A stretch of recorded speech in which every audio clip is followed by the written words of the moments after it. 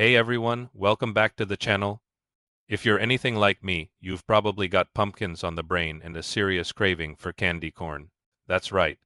Today we're diving into the spooktacular world of Halloween. You know, it's a holiday filled with ghosts, goblins, and way too much sugar. But have you ever stopped to wonder where it all actually came from? Well, buckle up, because today we are uncovering the fascinating origins of Halloween, from its ancient roots to the global celebrations that keep it alive today. So grab your favorite spooky snack, hit that like button, and let's jump in. Part 1. The name Halloween. Let's start with something simple, the name itself, Halloween. It sounds mysterious, right? Well, it actually comes from All Hallows Evening. Over time, that got shortened to All Hallows Eve, and eventually Halloween. It is the night before All Hallows Day or All Saints' Day on November 1st. So at its core, the name is tied to something sacred. Even holy, kinda unexpected for a night full of ghouls and ghosts, isn't it? Part 2. The ancient Celtic root Samhain.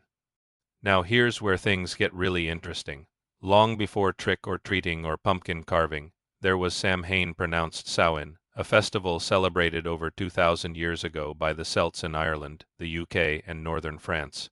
For them, November 1st marked the start of a new year, the end of summer, and the beginning of the dark, cold winter, a time often linked with death. They believed that on the night before, October 31st, the veil between the living and the dead grew thin, ghosts could return to earth. And that's when Samhain took place. To protect themselves or please the spirits, people lit bonfires, offered food, and even dressed in costumes made of animal hides to disguise themselves from wandering souls. Basically the original trick or treat.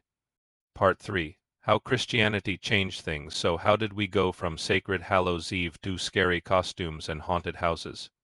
When Christianity spread across Europe, it encountered these older pagan customs. Rather than erase them, the Church often tried to blend them. All Saints' Day on November 1st and All Souls' Day on November 2nd were introduced around this time to honor saints and pray for the dead.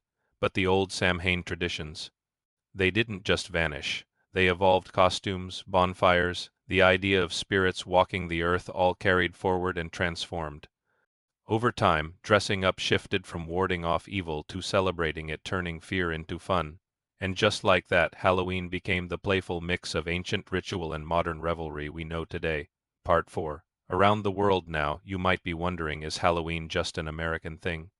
Not at all. It's celebrated in all sorts of fascinating ways around the world. In Mexico, De los Muertos, the Day of the Dead, happens on November 1st and 2nd. It looks spooky, but it's actually joyful. Families welcome back the spirits of their loved ones with altars, marigolds, candles, and their favorite foods. It's more about love and remembrance than fear. In Ireland, the birthplace of Samhain, they still have bonfires, fireworks, and traditional games like snap apple, basically apple bobbing. Kids go door to door asking, "Help the Halloween party," a more old-fashioned but heartwarming version of trick-or-treating. In Germany, people put away knives to avoid harming visiting spirits, a small gesture of respect and maybe a little superstition.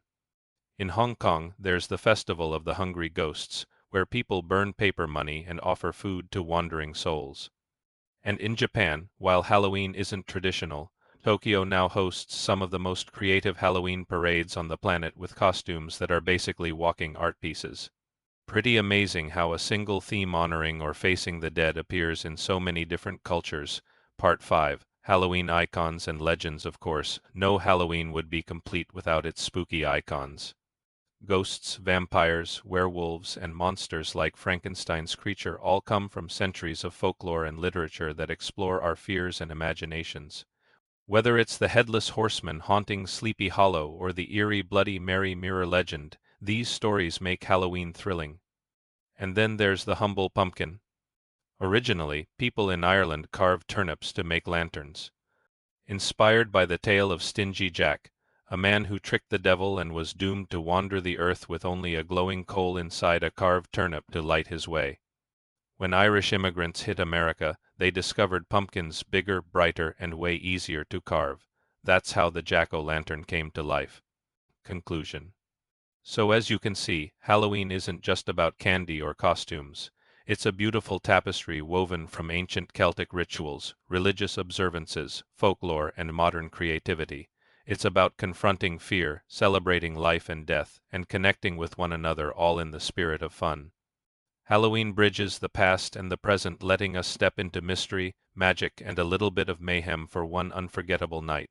If you enjoyed this deep dive into the history of Halloween, don't forget to give this video a thumbs up, subscribe for more fascinating stories from history and culture, and ring that bell so you never miss our next adventure.